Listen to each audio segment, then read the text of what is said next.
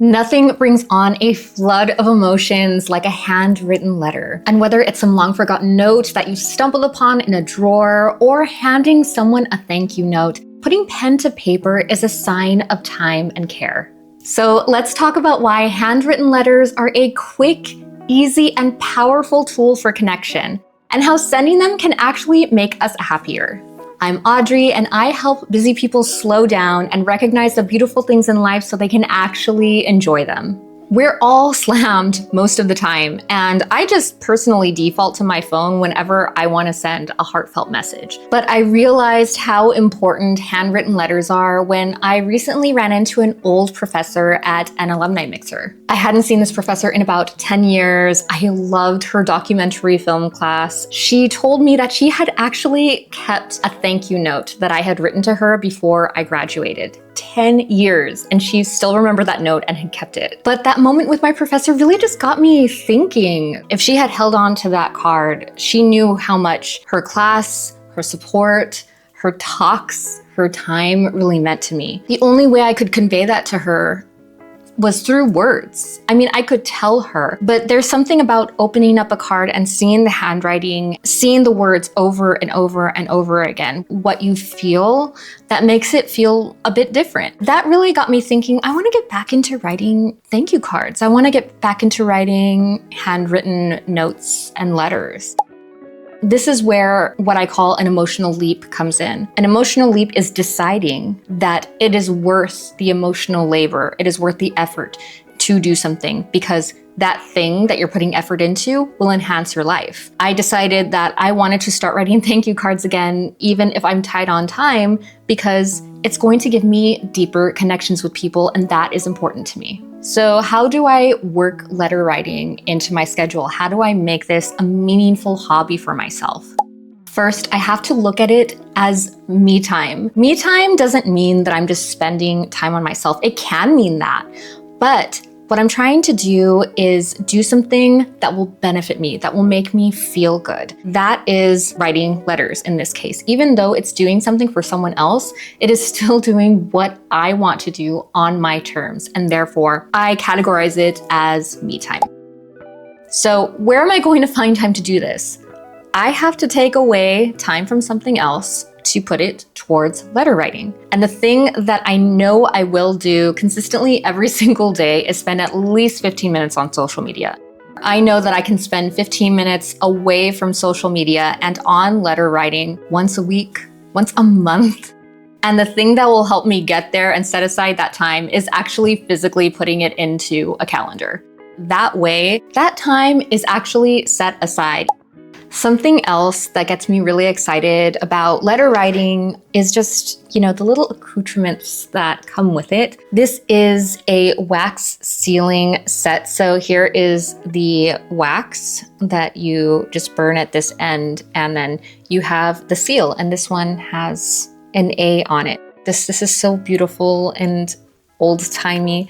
I just really love the way that looks. Something else that reminds me of my childhood, because my mom was a teacher. She was second and then a fourth grade teacher, are stamps. Stamps are so cool. They just remind me of going to teacher supply stores. This one says, "Love you more than all the stars." So I think this would be good for a friendship letter or a love letter, which can be one and the same.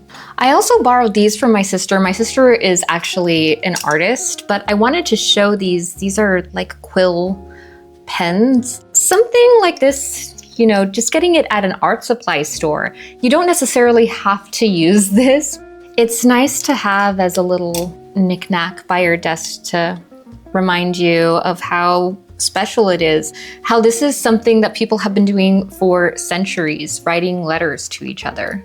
And then it's always fun to have something nice to write on. I mean, there's no shortage of beautiful cards out there. This has a fox on it, and I just love the colors in this card. And this one is nice. It has a little tiger and a girl. This is actually based on a book called The Tiger Who Came to Tea. This is just a nice sort of hello card that you can send to somebody. A card for the cat people. I feel like writing and cats go together very well. So I just love this one. It has a little teacup down here and then all of the books. And then, I'm sorry, this is a little bit small, but this is for the dog lover. It has the dog on the beach. And I just love this scene. It's so serene.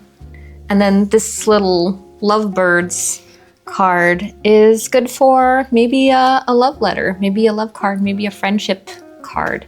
But there's just so many different cards out there.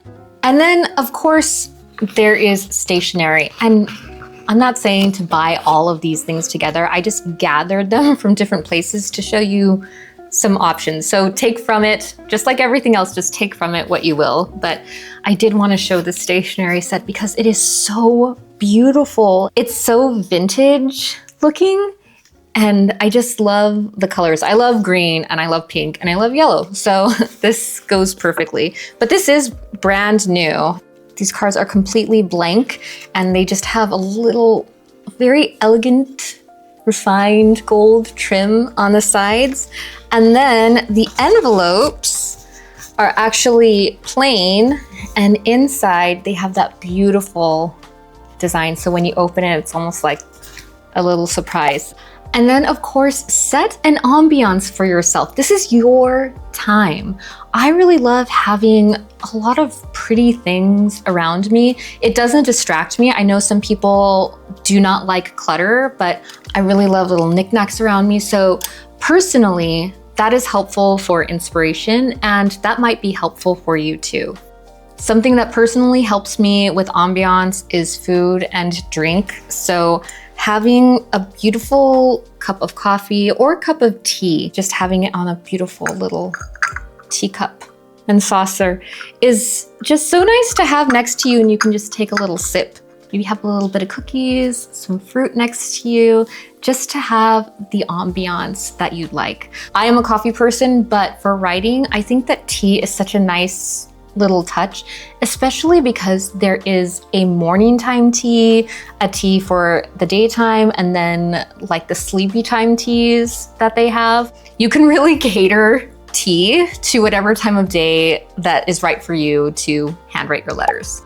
Something that I found while researching this video is that there are actual letter writing communities out there. So if you have more time and want to dedicate yourself to being a member of a certain community, whether it is for pen pals, postcards, I'm going to share a few with you that I found that are really cool. I'll also link them down in the description box. It's always nice to see that other people are putting time and effort into the hobby that you're interested in as well. The first one's called More Love Letters, and it was started by a woman who, while she was growing up, her mother used to actually leave letters around the house for her to find that had encouraging words on them. And then when she moved to New York as an adult, she just felt really lonely. So in order to connect with people, she started leaving letters around the city for random people to find. Then she started a blog post and said, "Do you want me to write you an encouraging letter?"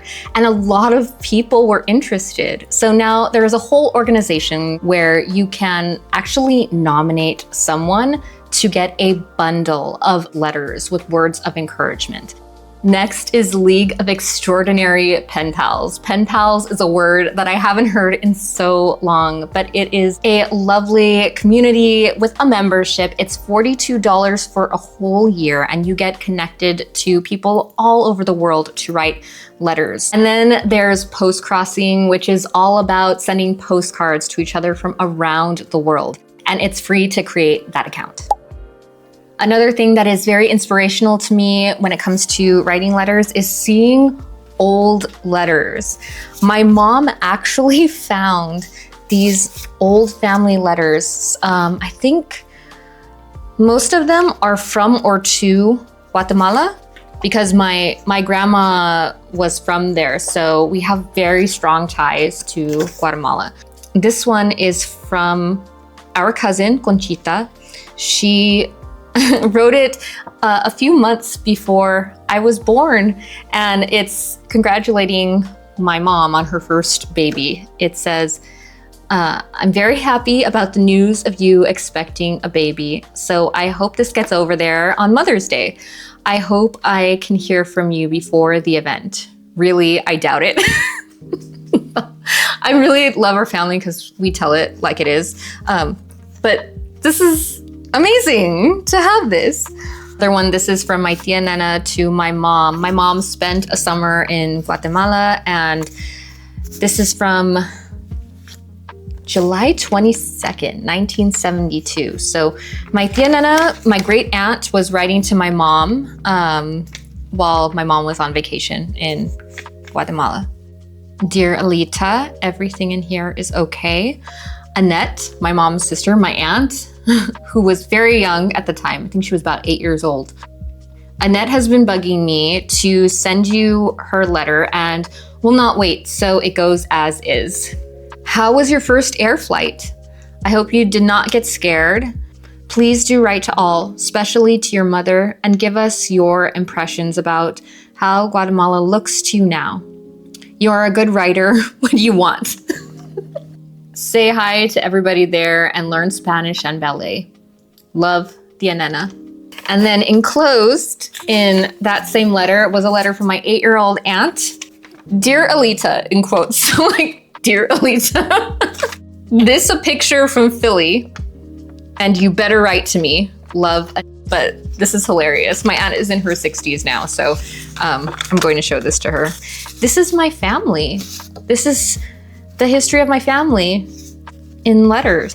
You know, aside from everything that I showed you, making an ambiance, taking the time, putting it in your calendar, you know, you take what you want from that, and it doesn't have to take a lot of time to do something like this, but the impact is huge.